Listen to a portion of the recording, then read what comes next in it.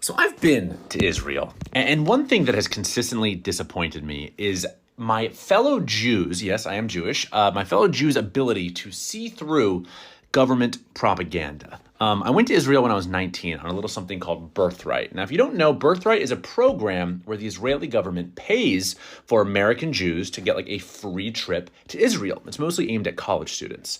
I was 19, I didn't have any money, and it seemed like a good chance to, travel. However, even in college and before that, even as a teenager, I was pretty like Free Palestine minded. I grew up that way. My parents felt the same way.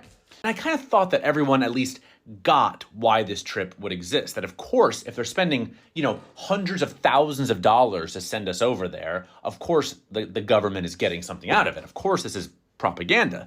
And there were 30 people on that trip. And I remember being so shocked that no one could see through what was so obviously propaganda. At times, it was so blatant, it was comical. They took us to a military graveyard, right? And they took us to the grave of a soldier that had made Aliyah. Aliyah is where non-Israeli Jews can immigrate and become citizens, and it often involves military service. This was an American Jew who had died in the Israeli military, right? His grave was covered with Americana. There was like a Pittsburgh baseball cap, a baseball, all this stuff. And our tour guide, I'm not kidding, I'm not making this up, pulls out a Bluetooth speaker and starts playing The Sound of Silence by Simon and Garfunkel. And I'm like, they're trying to create an emotional response.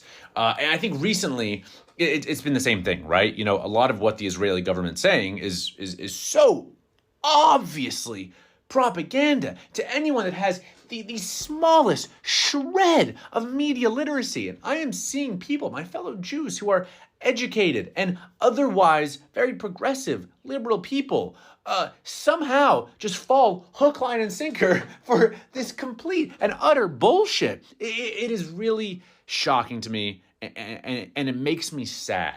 Because the thing I love about Jewish culture is that there have been so many times where we have been on the right side of history, at the front of progress and civil rights. And right now, in this instance, Israel's on the wrong side of history. The absolute wrong side of history. There's no two ways about it.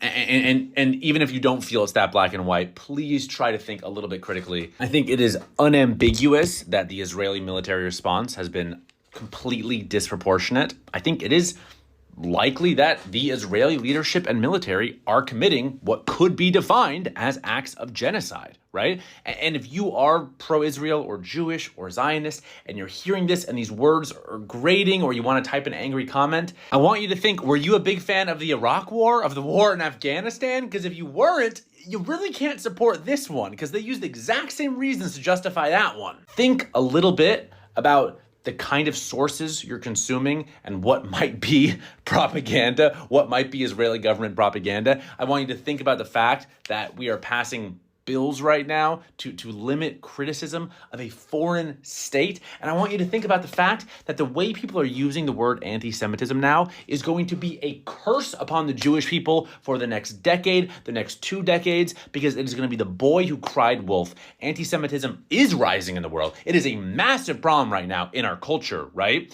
But if we are using that word constantly to refer to critiques of Israel, then when real, actual anti-Semitism rears its head, we are not going to have the language to attack it, because everyone's going to say, oh, well, they're just Zionists. They're always saying everything's anti-Semitic. And so I really think we Jewish people are shooting ourselves in the foot by trying to say, oh, it's all anti-Semitic. It's not.